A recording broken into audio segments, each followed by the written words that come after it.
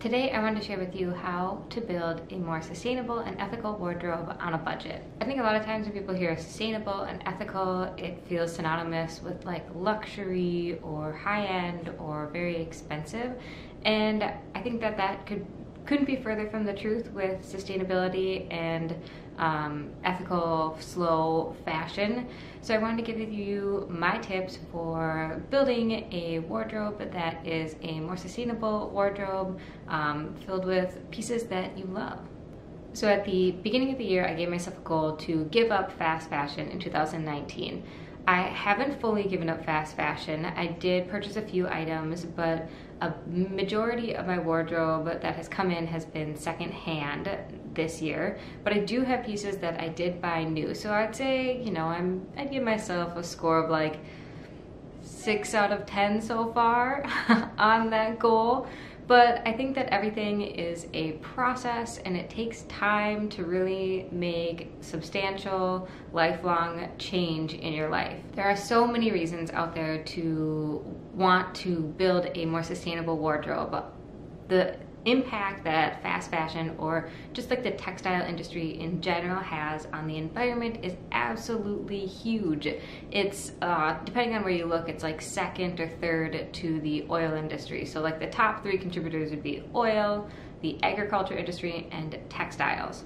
There's so much information out there about like fast fashion and its effects on the environment. A really good documentary to learn a lot about it would be The True Cost. I watched that probably, I think it was like 2 years ago or something like that. Really, definitely like opens your eyes to this whole industry that nobody, like you just don't see. You get to see like the end product in a store, and it's constantly changing because it is essentially fast fashion, and you may not understand the story behind it. So it's a great tool to educate yourself, that documentary called The True Cost. Building a more sustainable wardrobe, it definitely takes work, commitment, and it does require some money if you're going to plan on, purchasing only sustainable brands or from sustainable brands. But there are so many other options out there outside of buying from ethical brands, which are amazing to support, but it's not always feasible on everybody's budget. I want to say thank you to ThredUp for sponsoring this video. Use the link in the description below and the code KITTY30 at checkout to get 30% off your first order. So here are my tips for building a more sustainable wardrobe on a budget. I think the biggest misconception that when people like embark on maybe creating a more sustainable wardrobe is they feel like they have to like get rid of everything that they have in their wardrobe and replace it with sustainable brands. And to me, I think that could be further from the truth. I think what's super important to be a more sustainable human is to literally use what you already have. So my first tip is going to be to use what you already own.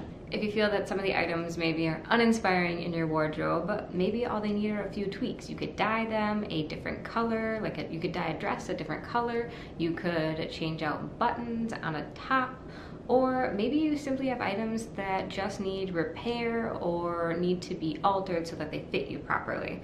That is like the best place to start to building a more sustainable wardrobe, is just use what you already have and make use of it and make it work for you. Kind of continuing with that point of using what you already have is to take care of what you already have. This is really important to build a wardrobe that is going to actually last you the test of time. So different things could be, washing your items less. So like say sweaters, wearing an undershirt with them so that you aren't sweating directly on the garment and all you have to do is wash your undershirt, and the sweater can be used a few times before it actually needs to be washed.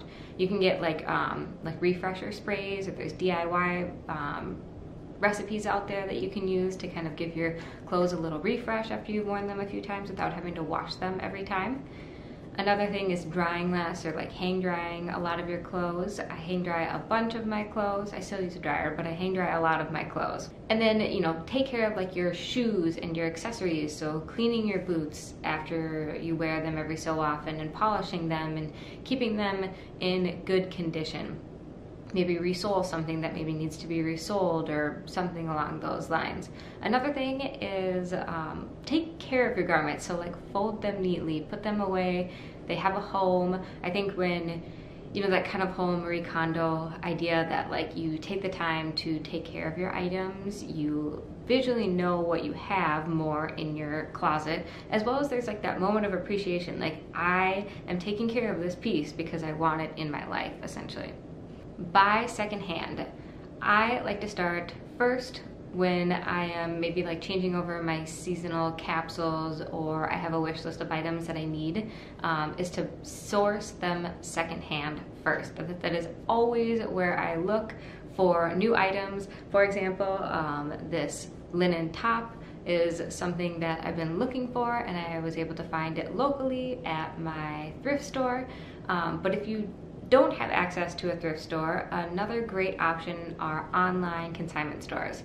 My personal favorite is ThredUp. ThredUp is actually sponsoring this video. I've worked with them a couple of times in the past, and I absolutely love ThredUp. I love their service of, they're the largest online consignment store that sells your favorite retailers. So like Madewell, Zara, Gap, different things like that, all secondhand. Because there is so much clothing out there in the world that buying secondhand is such an amazing and budget-friendly way to be a more conscious consumer, mindful consumer, and be a more sustainable consumer. ThredUp is offering my viewers 30% off their first order with the code KITTY30. You can use the link in the description below as well. I have some statistics about textile waste on my computer that I'm going to read to you.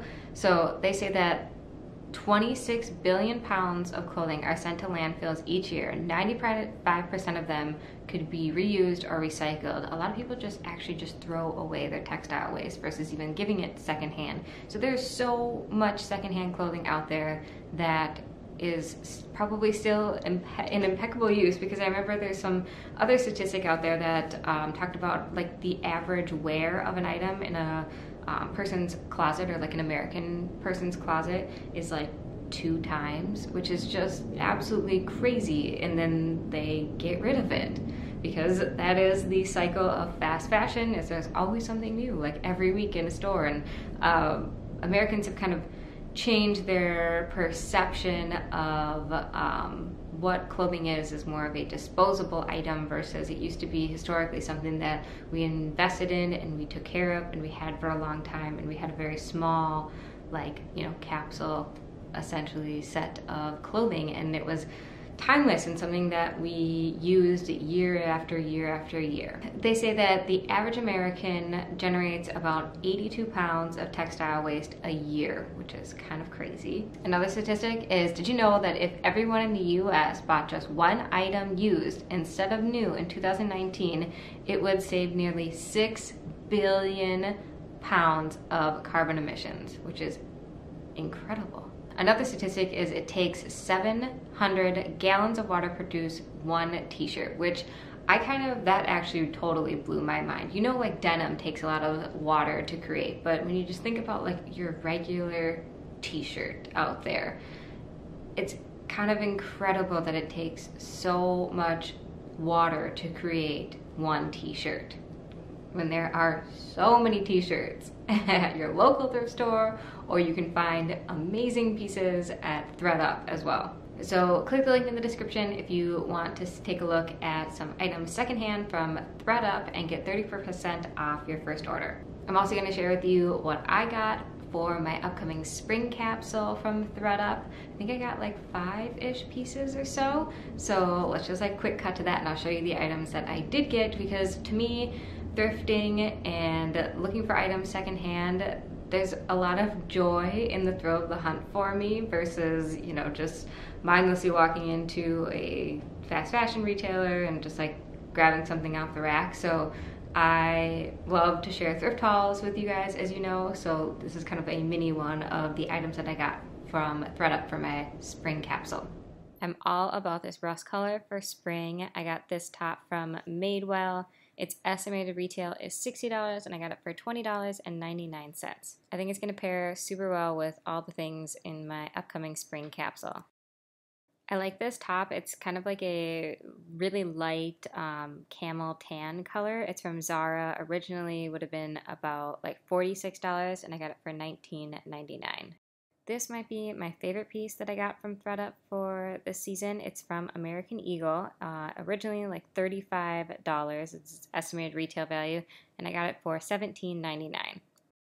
I thought this top was fun and just a different cut for me. It's from Madewell, and it's originally like estimated retail value is $89, and I got it from ThredUp for $21.99.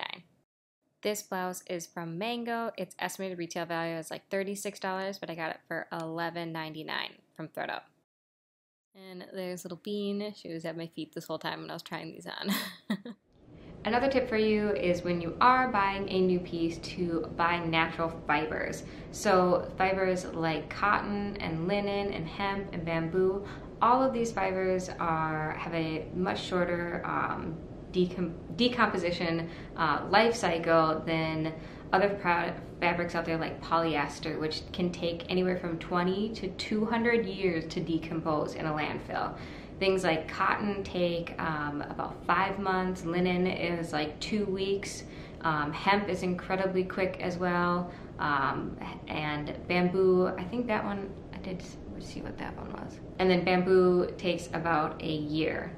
Just things to be mindful. Investing in natural fibers is so much better when it does come to the end of the life of a piece of apparel in your closet, that you know it's going to decompose in a timely manner versus some of those crazy synthetic ones out there like polyester that can take literally decades, like multiple lifetimes for it to decompose. Blows my mind. Another tip when you're buying new or new to you items is to go timeless and neutral. I think another thing with building a more sustainable, like slow fashion focused wardrobe is that you kind of look beyond the trends and you kind of focus in on what is your personal style and the key elements that create your personal style, and just timeless pieces altogether. For me, it is a button down. I love myself a button down. I love t-shirts, like chunky knit sweaters. Those are timeless pieces to me. And then I suggest purchasing them in more of a neutral color palette, because things like blacks, navies, grays, whites, creams, tans, I mean camels, they are truly timeless colors and will last you a very, very long time in your wardrobe and be very versatile pieces. And my last tip is to create a seasonal capsule wardrobe or a capsule wardrobe. If you followed this channel for a long time, you know that I absolutely love capsule wardrobes. I've shared a ton of information on capsule wardrobes. I also have an e-course on how to build a capsule wardrobe that you can purchase in the description below, that comes with like a whole step-by-step worksheet that brings you through all the different steps. If you've never created a capsule, it is a great place to start. It's like a video e-course with each module has like a PDF to go with it that you'll fill out as you go through the process of building your first capsule. But for me, building a capsule wardrobe has done so many things. I have a video all about like what I learned from my first capsule, and it may seem like kind of a little, I don't know, overly philosophical for clothes, but it truly made me a much better shopper, a more mindful consumer, saved money for me, and really helped me like hone in my personal style. So I suggest a capsule wardrobe to anybody if you are ever feeling any sort of like wardrobe funk, but I do think it's a really great place to start with building a more sustainable wardrobe, because it helps you be really, really mindful of what you bring into your capsule and, you know, discovering your own personal style along the way. Another aspect I love about a capsule wardrobe is, I live in the Midwest in Minnesota, and we have like truly all 4 seasons. So I like put away my winter clothes during the like warmer months.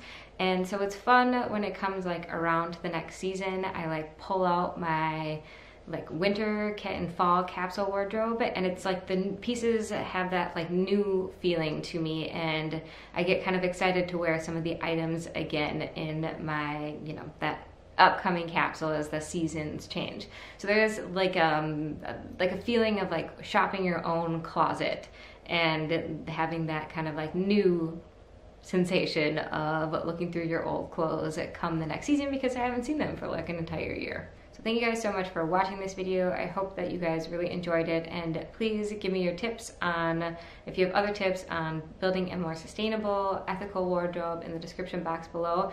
Also, if you have like any like ethical brands out there, I know that that's like kind of not what we're talking about in budget wise, but I would absolutely love to know about any really cool sustainable and ethical brands out there that you love and want to support.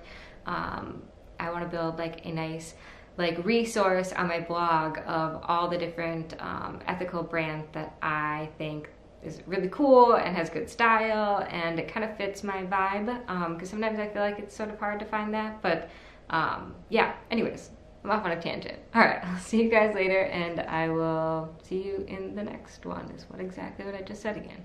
Okay, all right, I gotta go, bye.